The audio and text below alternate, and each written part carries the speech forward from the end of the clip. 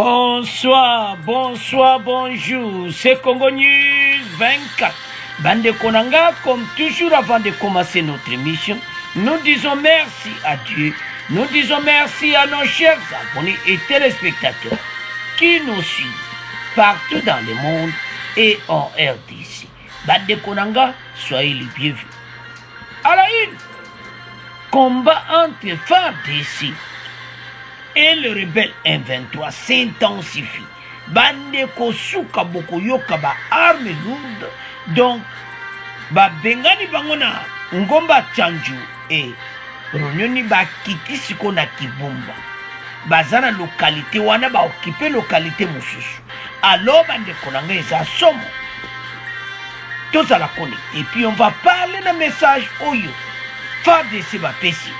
Et puis toko yoka. Ndeni makambo ngoyeke Fatipe asa concerné beaucoup yokape l'émission. Alors tous à la connecter, tout vous développer ensemble. Deuxième point, chers téléspectateurs, Ezaya Koyinda, l'armée rwandaise bandeko accusée. Donc guerre et commis. Tozana ba front nyoso front musu tozobunda directement na ba Rwandais. Alors bande konanga tozala connecté parce que moto peli et ça sort. Alors toko développer une émission na biso. Alors bande konanga émission na biso bandi lelo eza spécial. Donc toko banda d'abord avec combat FARDC na 123 où ezo nyingisa mbokuna na Nord Kivu. FARDC bandeko azo sala grand travail. Ya antoye sa bandeko nyonso était committant tous sangana ensemble tout autour ya Congo News 24 pour tout développer ma solo oyo parce que ça sont beaucoup yoka déclaration ya ONU Madame Bintou Keïta en direct ya Conseil de sécurité et les 15 pays ba pesi message na bango sur l'attaque à M23 ce mercredi. Ba attaquer FARDC bandeko na Rutshuru précisément à Kimbumba et pas wapi Bitumba et Zosalam. Bandeko président de la République a vraiment concerné. Pourquoi? Donc il peut à quoi annuler mes voyages. Parce que l'être comme la deuxième partie pour comprendre la guerre et comme une guerre entre les deux pays maintenant. FARDC na Barwandais. Barwandais va se déguiser na M23. Mais toujours à la point. Ah non, toujours loba ou ezoleka. Monusco basali oyo kaka travail na bango. Sima ya FARDC. Pona ko attaquer batu oyo jusqu'à ce que M23 va comme quoi accuser MONUSCO. Alors bandeko makambo tozanango et comme temps oyo ba congolais to luka tozala bo moko parce que oyo ezaba bengango dernier coup de sifflet pona ko sila na batu.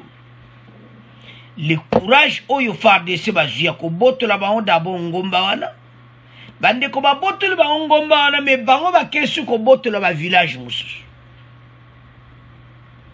Donc on doit comprendre que situation eza pena oyo kaka mubulu to botola bango koto bango ba kiti koto ba kipe sur village moko bo kaka pembe na frontière à Rwanda. Le M23 a lancé tout ce mercredi 25 mai 2022 des attaques simultanées. Bandeko, attaque moko simultanées contre les positions de FARDC à Kimbumba, territoire de Nirangongo, et autour de Tchanju, Runyoni et Kanombe, territoire de Rutshuru, on n'occupait pas wapi FARDC, azo kipe bangomba wana passe kuna. Et pas une base na bango to botolaki. Baza tourmenté na ba lié na bango donc ça sont. Selon plusieurs sources concordantes, ces mouvements rebelles ont tenté de reconquérir les collines de Tchandjou et Runyoni, à territoire de Rutshuru, qu'ils avaient perdu à l'issue des affrontements il y a 3 jours. Bazo sala tubaya ko récupérer les sous-soins. Donc so talibien. Bazane le côté. Bato baza sima na bango ba allié na bango. Oyo deuxième point toyo ka moto eza kopela na émission. Alors, ONU a condamné attaque à M23. Plusieurs localités sont occupées depuis ce mercredi 25 mai 2022 matin par les rebelles du mouvement M23 à Rutshuru et Nirango. Elles sont tombées après de violents combats ayant suivi les attaques simultanées du M23. La route de Goma-Rutshuru reste aussi coupée au niveau de Kimbumba. Route Wanape est coupée. Alors, ce qui est aux otala, ndenge ba M23 baza kobunda na FARDC ozomona clairement que bango mo bako résister bongo te. Pourquoi? Parce que bazana bato baza sima na bango. Lelo ba secret nyonso kobima. Alors, dans les territoires de Rutshuru, les villages Nyesi, Kabaya, Rumangabo, Kokwe, dans le groupement de Kisigari, sont actuellement vidés de leur population. Dobambo Karanyoso Kanumbe, Nyesi, Kabaya, Rumangabo, Batu Basili Kotiwana. Et Tikali terrain vide. Armée na armée bazo betarabilo. Bandeko, l'heure est grave, mais tokolonga. Parce que banda kalamakambo yo me ba resira akati. C'est-à-dire victoire ezana maboko na biso. Tozo gagne bitumba oyo bandeko tozala connecté parce que émission yo eza spécial Nord Kivu. Alors, toyo kanano oyo zo salama kuna bongo to continuer mission na biso. Part du Nord Kivu, plusieurs localités occupées depuis ce mercredi matin par les présumés rebelles du M23 dans les territoires de Rutshuru et de Nyiragongo. C'est notamment Kibumba dans le Nyiragongo et la zone de Kanombe dans le Rutshuru. C'est après des violents combats ayant suivi des attaques simultanées des M23 contre les positions des FARDC dans les deux territoires. La circulation routière sur la nationale numéro 2, Goma-Rutshuru, reste coupée au niveau de Kibumba. Récit des faits avec Bernard Nyangi.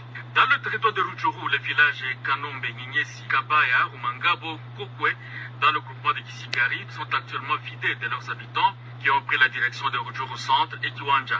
C'est après une occupation de Kanombe par des présumés M23 et depuis 9h locales ce mercredi, informé plusieurs sources civiles. Les mêmes rebelles ont aussi attaqué depuis 3h du matin les FARDC sur les collines Tchandjou et Runyoni dans le groupement de Jomba. Les habitants de Bunagana affirment que les détonations des artilleries lourdes sont encore perceptibles dans la zone jusqu'en milieu de la journée. Et sur le front sud, en territoire de Nyiragongo, Kibumba Bumba, Kigarama serait déjà entièrement occupé par les rebelles depuis qu'ils ont attaqué les FARDC dans la zone autour de 6h du matin ce mercredi. Les autorités militaires qui affirment être en pleine opération n'ont pas encore communiqué sur la situation qui prévaut. Ce matin, le gouverneur général Constant Dima a rassemblé les troupes mixtes FARDC-PNC pour une causerie morale pour la sécurité de la ville de Goma, menacée par la progression des rebelles. Goma, Bernard. Alors, bande konanga tolandi biso nyonso wana. Ndenge nini ba rebelle M23 ba occupé ba territoire wana. Ils ont attaqué.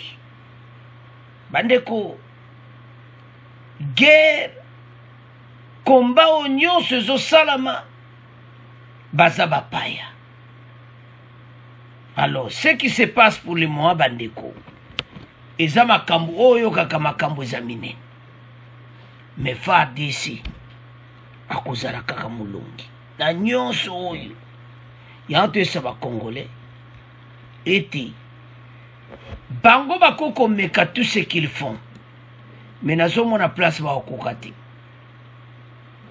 Parce que FARDC assez à comprendre des mouvements ba bango nyonso. To bengana ki ba voisin bango. Ba tiki ba kazaka. Ba le bundel mais tozo na deuxième partie parce que et to comprendre la guerre maintenant entre FARDC et na ba voisin rwandais. Donc oyo kaka eyindi ntango balobaka eyindi moto eza ya kopela. Avançons. Les rebelles M23 ils se sont trouvés maintenant tout autour ya Kimbumba. Kimbumba eza non loin ya Goma village wana parce que ozomona très bien que bazo wuta na en direct ya Rwanda. Eza ngosuma kama kubomba te. Situation toza nango et comme tant gouvernement na biso baloba directement na situation oyo. Ba rebelle bandeko basali grand oyo kaka grand effort ti jusqu'à na ba localité oyo eza pembe. Dans les territoires de Rutshuru, les villages Kanombe, Nyeyesi, Kabaya, les groupements de Kisigare sont actuellement vidés. Ces derniers ont pris la direction de Rutshuru centre et ils ont fui leur mieux après l'occupation de Kanombe par des présumés rebelles M23. Depuis 9 heures ce mercredi, informe plusieurs civils. Les rebelles ont aussi attaqué depuis 3 heures du matin les FARDC sur les collines de Tchandjou et Rui, les groupements de Djomba. Les habitants de Bunagana affirment que les détonations lourdes ont été attendues dans la zone. Bandeko et Zasson. Mais, après ma source nyonso, les FARDC contrôlent toujours les 2 collines. Colline wana ya Tchandjou na Rui n'y est pas wapi bango bakendaka pena kusala base na bango. Donc, to détruire base na bango, FARDC siko vandi na ngomba. Bango ba replier na Rwanda, ba eko zonga malamoko, ba koti na Rutshuru. Yango tozo na deuxième point, ba population elle ba kanga frontière Rwanda RDC. Mais tozo na point. Et surtout le front sud dans les territoires de Nyiragongo, Kimbumba, Buumba, Karama, et d'autres localités environnantes seraient déjà entièrement occupées par les rebelles M23. Ces derniers ont attaqué FARDC dans la zone autour de 6 heures du matin. 6 heures du matin. Alors, bande konanga siko toko yoka bibundeli ndeni nezolela entre FARDC na M23 armes lourdes. On te continue mission na biso.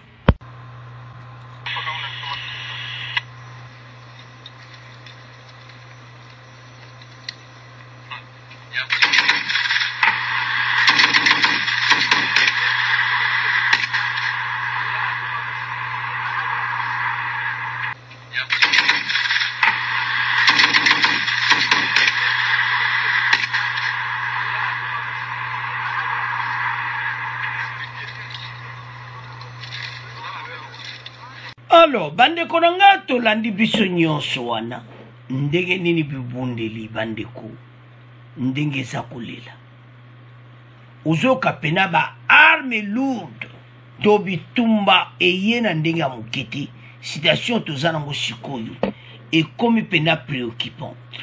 Donc izo senga siko que vraiment FARDC ba pika penda to souhaiter que base banguna bandeko bazana sima na bango bazana batu na bango na sima toyebi. Alors ndeto landi wana parce que mena bazo kipe territoire wana FARDC atiki bango tende bozo kaona oyo ka artillerie nde bozo monezo mata nde bozo mena photo wana. Donc oyo kaka ba arme lourde bitumba ko sakana muti parce que bakotika bango tante bandeko ba un civique ou il y a M23 soi-disant que baza ba rebelle il y a ba congolais alors que bazate baza ba paya bato ba kusuka kaka na défaite. Et l'autre on le bas c'est que la situation est comme pena préoccupée. Pour le moment réunion de crise ça na primature na Sama Lukonde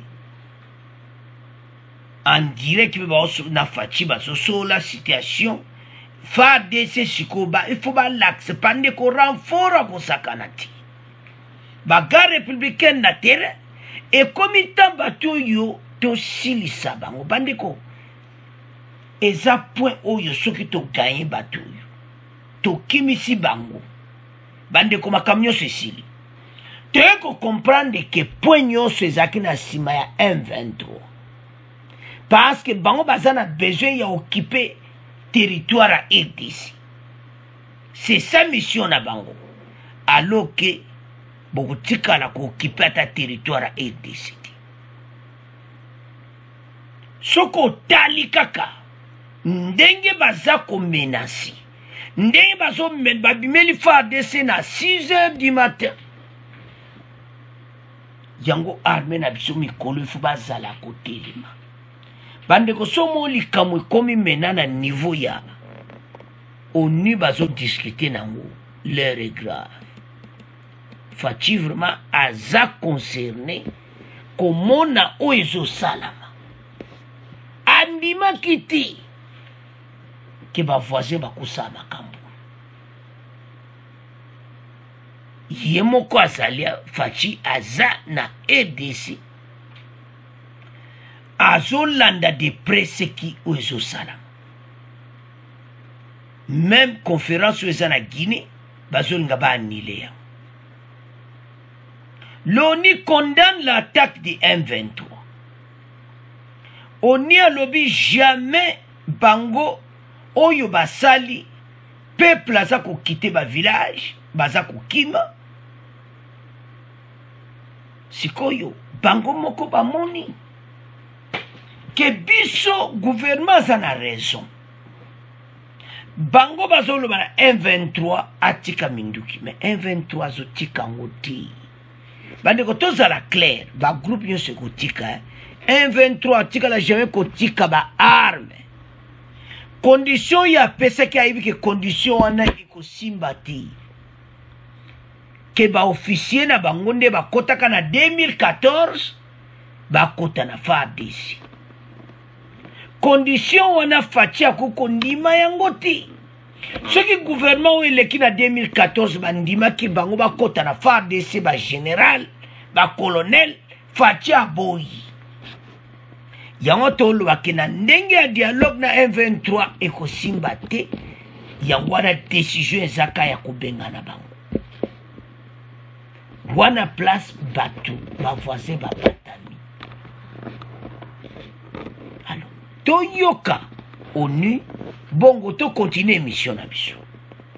Par ailleurs, le Conseil de sécurité de l'ONU s'est dit préoccupé par l'augmentation des activités des groupes armés dans l'est de la RDC. Les membres de cet organe ont exprimé leurs préoccupations dans une déclaration devant la presse hier. Ils ont en même temps reconnu les efforts des FARDC, y compris le soutien de la MONUSCO, pour faire face à la menace posée par ces groupes armés. D'autres détails avec Honoré Misenga Kalala. Le message du Conseil de sécurité porte sur la situation en République démocratique du Congo. Dans leur déclaration à la presse, les membres de l'exécutif de l'ONU condamnent fermement l'attaque du M23 contre les positions de la MONUSCO et des FARDC. Une attaque perpétrée le 22 mai 2022 dans la région de Changi au Nord Kivu. Concernant les attaques délibérées visant particulièrement les soldats de l'ONU, le Conseil de sécurité appelle les autorités de la RDC à mener rapidement des enquêtes en vue de traduire en justice leurs auteurs. Dans cette même déclaration, les 15 du Conseil de sécurité expriment également leurs préoccupations face à la situation humanitaire actuelle dans l'est de la RDC. Situation marquée par une augmentation significative du nombre de personnes ayant besoin de protection et d'assistance humanitaire. Toutefois, les membres du Conseil de sécurité se félicitent de l'engagement des signataires de l'accord cadre pour la paix, la sécurité et la coopération à faire face à la menace que représentent tous les groupes armés opérant dans l'est de la République démocratique du Congo. Alors, les mêmes M23 bazako accusé MONUSCO. Pour les M23, la MONUSCO s'est invitée dans cette guerre pour offrir une image qu'on fait-elle déjà ternie par l'inaction face aux groupes armés actifs dans l'Est. Balobi que MONUSCO azoluka l'accès image moko bien. Wana M23 mutubazuluba. balakisa ke bango mpe baza koede alors que pendant kala wana baya jamais bataka ADF, jamais bataka Kodeko, wana M23 mutazo funda oni. Bandeko makambo to le kanona est exact très complexe. Alors, donc tant bazo funda makambo wana, ezo mwana clairement que oni azaki na ba défaillance. Lelo yo balamuki bandeko baza kuna na FARDC na ngomba chanju na be hélicoptère biba blende ya oni yango moni M23 ba attaquer sikoyo oni conseil de sécurité ba réagir dobi tumbo tozanango dossier et commissaire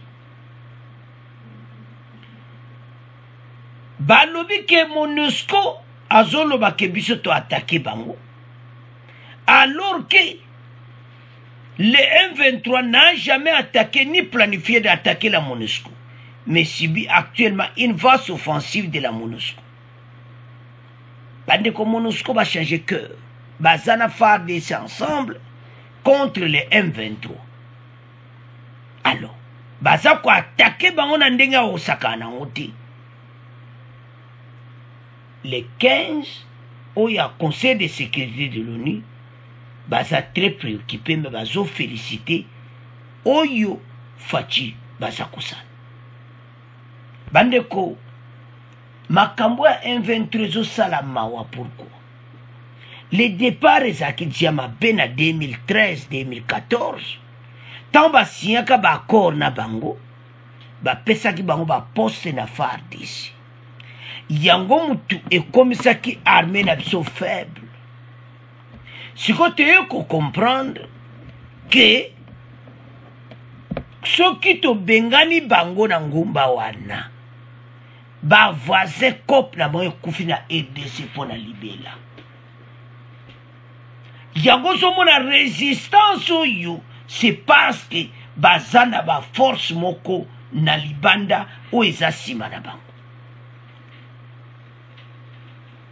Le M23, nous sommes plutôt surpris que la MONUSCO déclare la guerre au M23, qui ne fait que revendiquer un accord de paix que le gouvernement congolais a refusé de respecter 9 ans d'Iran. Mais 9 ans d'Iran, vous savez qu'on a 2014, Makambouana, Fachi Azalaki na pouvoir. Bino bakoro vous savez que M23, oh lelo bozo ko attaquer boye, boyokana ba allié na bino. Bakotsa bino na FARDC. Bozo maki bozana intérêt.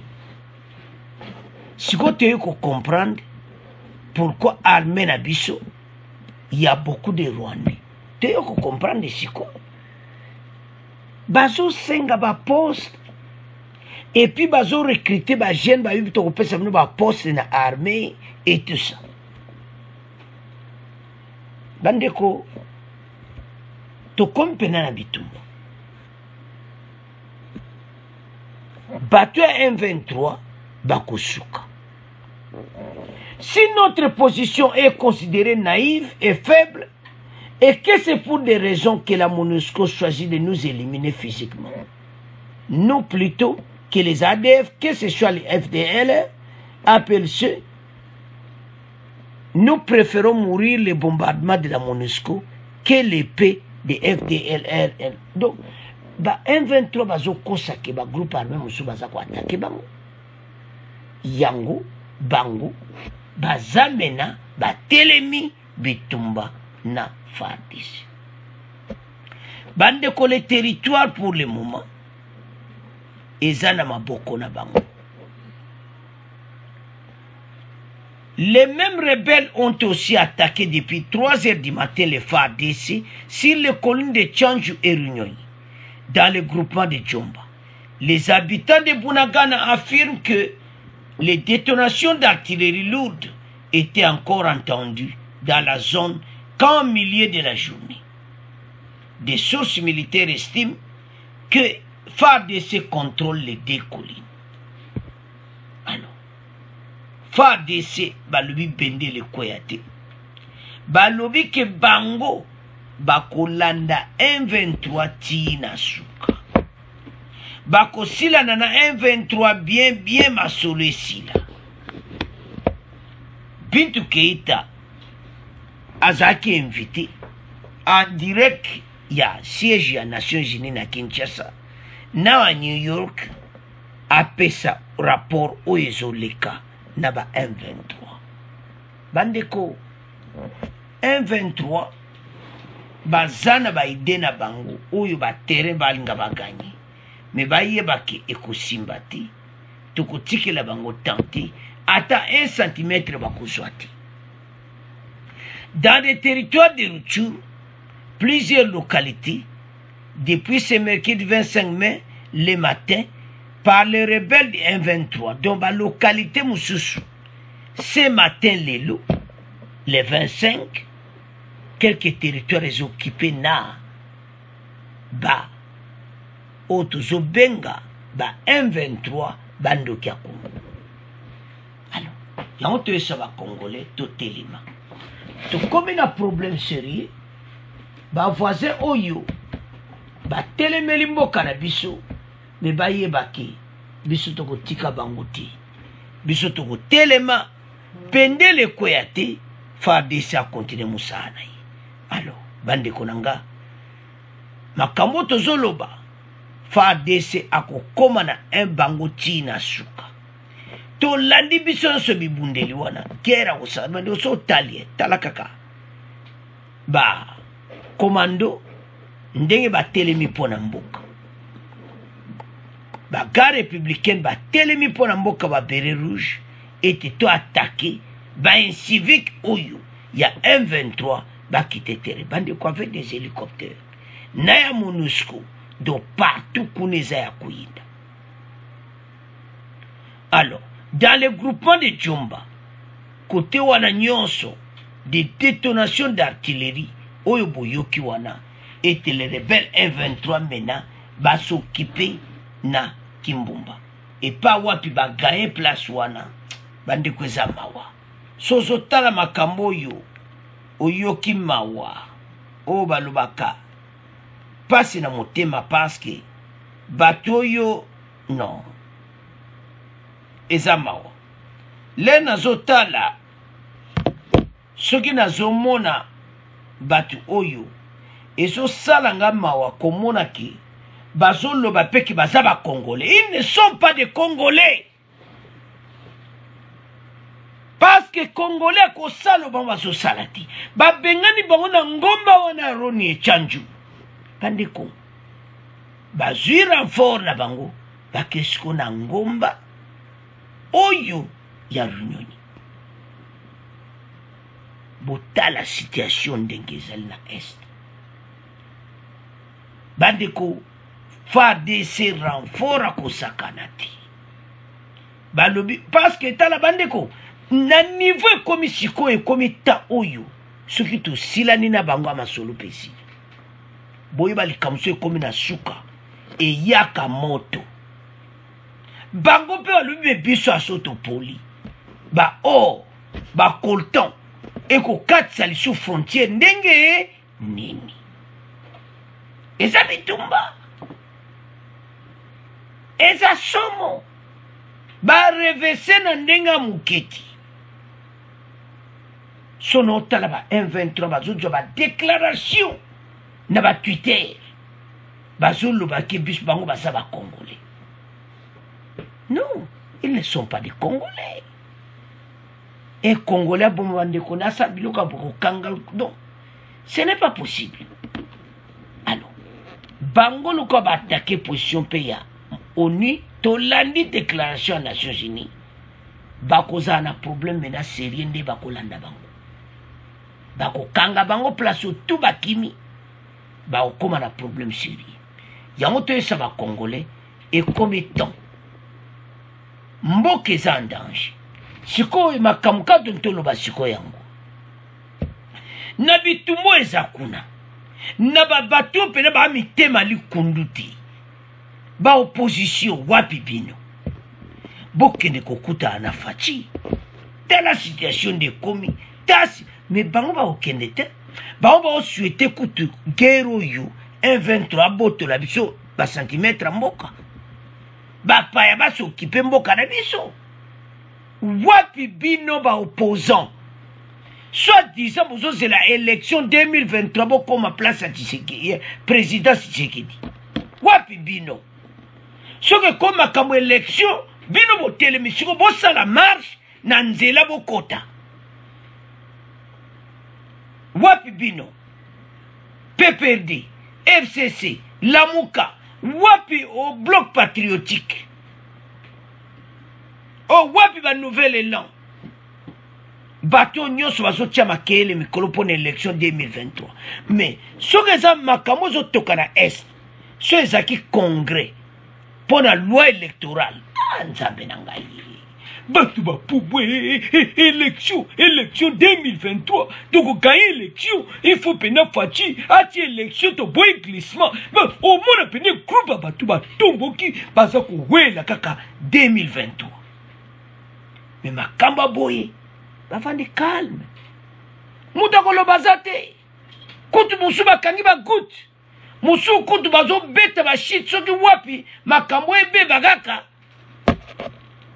balo bana fatike président de la République aujourd'hui non qui motema beko za boité c'est pour cela ennemi ayaka diviser bino pour mieux régner parce que entre bino l'opposition et le président de la République boyokani ezati tozo kende wapi tozo zonga wapi na mboka oyo bandeko nanga eza soni pe pasi tokomotika premier point tokomokena deuxième point guerre FARDC armée rwandaise alors bandeko nanga tokomi na deuxième point na biso l'armée rwandaise accusé bandeko derrière le M23 oyo guerre oyo ezotoka bandeko ezosala pasi soni pe mawa na oyo bavoisin bazosala biso me bayeba ete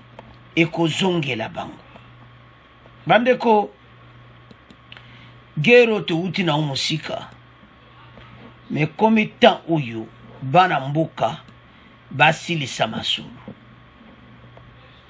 bandeko sa chauffe oyo kaka moto ezopela na oyo ezosalama pour le moment na frontière Rwanda RDC ezosalama komona koma bato oyo bazana posa kaka ya bariche parce que sans biso Rwanda viezati donc richesse na bango nyonso ezouta na RDC donc niveau bena kombe komi sikoyo o balobaka ke eyindi moto epeli FARDC contre Barwandi eza esumaka makobomba te bakangi ba prévébélé alors gouverneur à saisir bandeko o babengaka suivi comité international wana suivi pona ba preuve oyo bango bakangi biloko ebele bandeko na ngai donc soko tali ozomona clairement ke bato oyo non ba détruire mboka na biso me bayeba ete biso tozana bango mayele oyo tu bazosala FARDC bayeba ete kala te oyo kapenaki ekomi lisolo mpe bango baomona penaki makambo yango ekombo ekomi ndenge wana ko parce qu'on a saisi biloko ebele na kote na bango donc batu oyo tangu baza kobunda na sima ya 123 bazo bata masima 123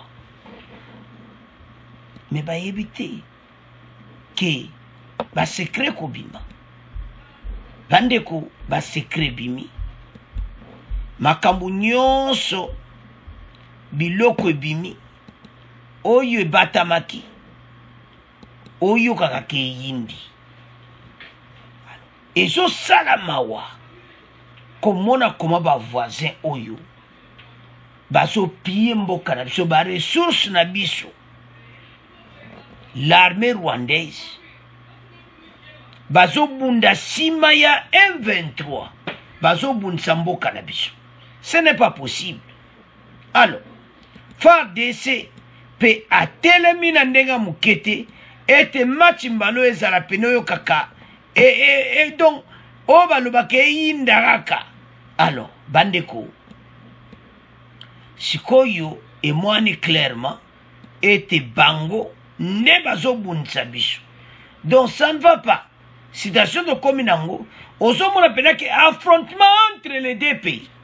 Mais tout ça la digne. Les combats auraient pris sur 3 fronts, notamment sur les actes de Bunagana, Rumangabo en territoire de Rutshuru et Askimbumba en territoire de Nirangongo. Les rebelles M23 avec leurs alliés, Rwandais, s'affrontent aux forces gouvernementales FARDC. La société civile de Goma qui dénonce cette menace appelle à la fermeture de la frontière congolo-rwandaise. Selon Mario Ngavo, président de la société civile urbaine, avec le rapprochement des combats à la ville de Goma, il est urgent de veiller à la sécurité du chef-lieu du Nord Kivu. Alors, comme il t'a la frontière, Nebozomona, on a bon voyage et ce bon voyage Rwanda. Et comme il t'a kanga frontière Rwanda, Ezamawa, Bandeko, Rwanda penami bimisia mobimba sukoba moni bango. Les mêmes sources signalent une autre attaque des militaires rwandais à Kanumbi, en territoire de Rutshuru. C'est à une dizaine de kilomètres du camp de Rumangabo. Donc, tango sosi batu bazolo bake bango wana, bamoni bango ba Rwandais.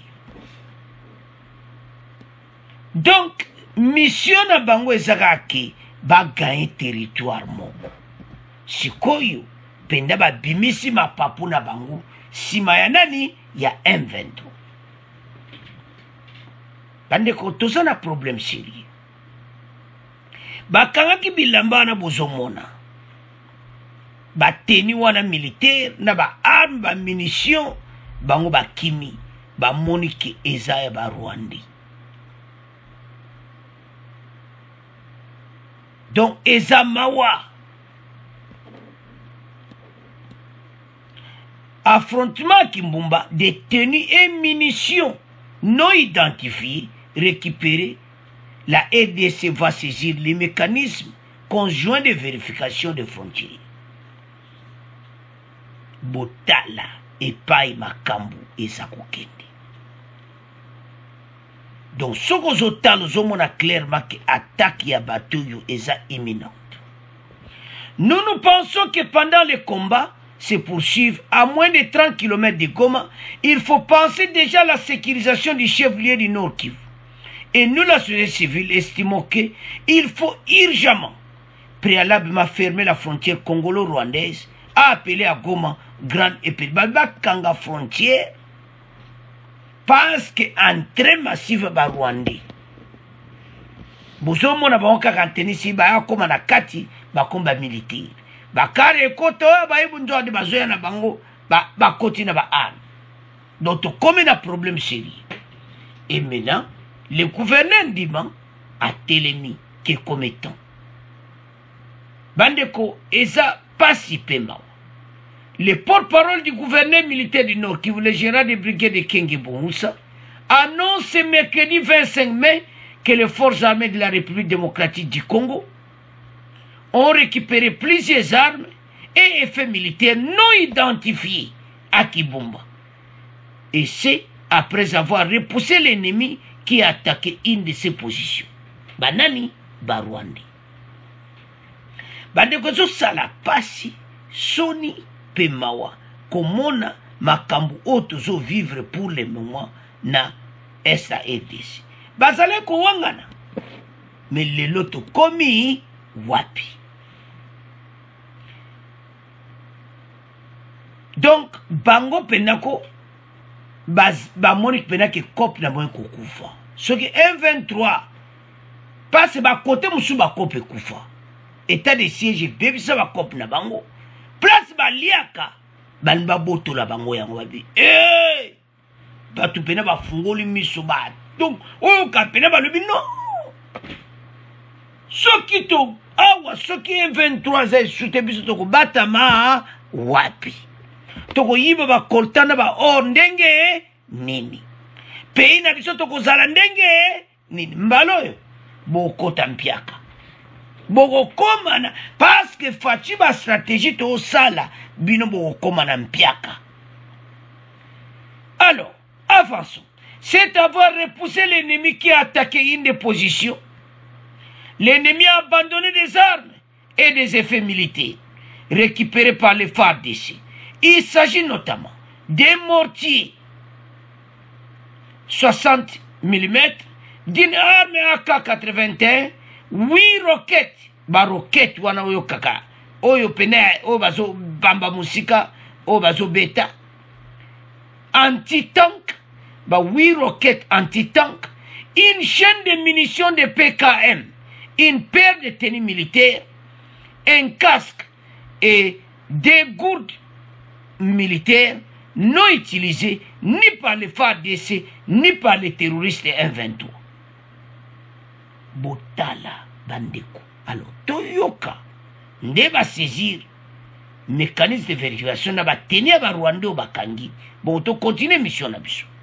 À ces affrontements FARDC M23 dans les territoires de Nyiragongo et Rutshuru, le gouverneur du Nord Kivu saisit le mécanisme conjoint de vérification élargie de la conférence internationale pour la région des Grands Lacs, ceci pour les investigations sur l'origine de ces incidents. Cette annonce est contenue dans un communiqué publié ce mercredi par les FARDC.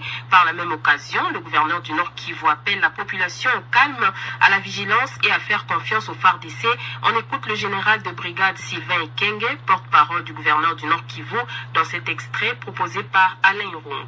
Le matin de ce mercredi 25 mai 2022, les positions des FARDC de Kibumba et des Jomba ont été une fois de plus attaquées. Les forces loyalistes déterminées à ne laisser aucun centimètre du territoire national à qui que ce soit se comportent de manière professionnelle sur le terrain, aussi bien à Jomba qu'à Kibumba.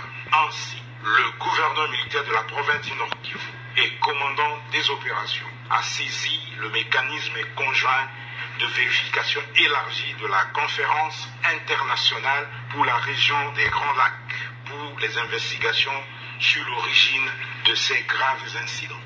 Face à cette situation très préoccupante, le gouverneur militaire de la province du Nord Kivu appelle la population au calme, à la vigilance, à ne pas céder à la panique, à faire totalement confiance aux forces armées de la République démocratique du Congo et à dénoncer toute présence suspecte auprès des forces de défense et de sécurité.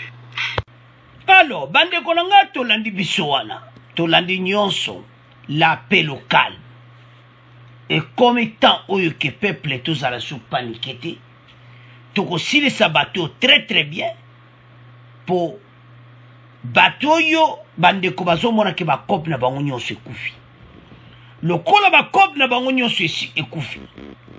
Alors bazana besoin mena sikoyo bakota. Donc na ndenge sima M23 ba piller ba ressources comme d'habitude. Bande ko eza place ba liaka. Lokola eza pango pe ba liaka fatie ko bebisa cop na bango. Ozomona.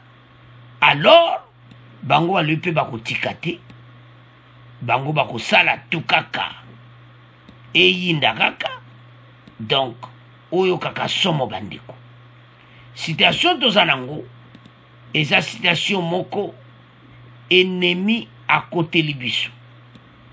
Et comme étant ba congolais, totelema toyoki message ya gouverneur ndima ete bayebisi peuple au calme parce que makambo tout eza na contrôle oyo ezoleka pour le moment parce que monguna atelemi na ndenga mokete me bayeba ete toza na bango mayele bato oyo bandeko babani ko atake banda kala basali pe oyo ya bango oyo bakoya kosala me biso oyo balobaka ke bendele ekweya te bato biso peuple donc oyokaka ke penda ke bamoni bango penda pe na peuple amoni société civile albita bayebisi bakonzi na biso ekomi temps bokanga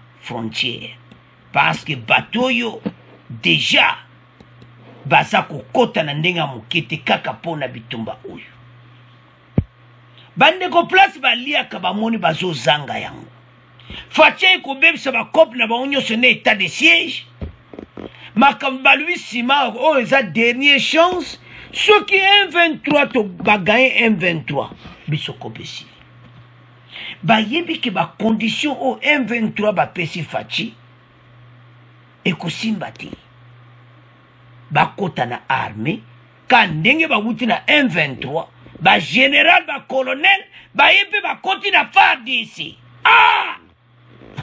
kaka gouvernement faci yo non bokotaka na 2014 tala armée na biso ndenge ekomaki lelo armée na biso bakomi kotelema bandeko armée bakomi kosorganize bacomprendre l'intérêt du pays batraitre nyonso bazalaka na kati ya armée bango moko bazopakata mbango kala te bakosila parce que bayebi bango oyo aza congolais mais aza ne congolais te alors sikoyo bango basengai ke condition M23 mpo batika bitumba bakota na kati ya armée bandeko baza na problème bitumba eza osaka te parce que MONUSCO mpe akomi atelemi parce baataka mpe MONUSCO botala epa badossier ezokende bandeko ta makambo ekosila bavoisin bakofuta oyo nanu bafuta te bakomona penaki eyeli bango ngai makambo ekokoma na niveau mosusu parce que c'est grave ils ont attaqué ma position ya FARDC attaqué ma position partout bakoti pour kaka déstabiliser mboka mais bayeba ete tokotika bango centimètre moko te ya ADC oyo bango bakozwa bakongolais situation toza nango eza sérieux totika kose diviser pamba eza l'intérêt makambo tout toza kobela balkanisation makambo yango yango avec tous leurs complices na libanda ya mboka biso totelema tala nalesa bandeko nyonso bacongolais soki ozozala contre gouvernement na yo moko nazoyoka na mawa ezosala na soni pourquoi kozala contre gouvernement ya yo moko pourquoi kozala contre ya mboka na yo moko ozosala eloko te oyo eza mboka na biso totelema tobeta monguna oyo biloko monguna oyo akokima totika kobundana entre biso ekomi temps oyo biso nyonso ensemble tobeti bango biloko bato mayele na bango esili mpe bapakati mbango yango nazoyesa bandeko ebele ete ekomi temps ete biso nyonso tozala ensemble tozala nsima FARDC bendele ekoya te mpo toganye banguna oyo baye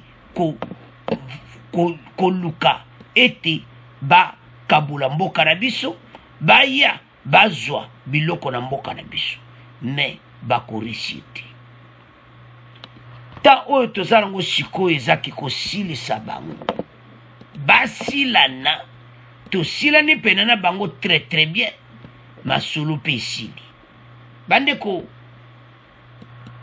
baluki biso me bakozwa biso te yango toyesa bacongolais ekomi temps oyo biso nyonso totelema nsima ya mboka na biso bandeko bapaya baye koluka batu batia mboka na biso mobulu me ekomi temps oyo 1 centimetre ya mboka oyo ekotikala jamais kokendi biso nyonso totelema bendele ekoya te mutu moko te batikala ta centimetre ti bandeko l'air est grave. Les FARDC s'agit ndenge bazwaki ba arme ya nyonso. Il confirme que les positions des FARDC de Kimbumba et de Djomba ont été une fois plus attaquées par la journée de ce mercredi 25 mai 2022. Balobi na Kimbumba pe na Djomba tozaki attaqué na ba Rwandais. Ah, Nzambi. Face à cette situation, le gouverneur militaire du Nord Kivu fait-il savoir d'aurait déjà saisi les mécanismes conjoints de vérification élargie et de la conférence internationale pour la région des Grands Lacs pour les investigations.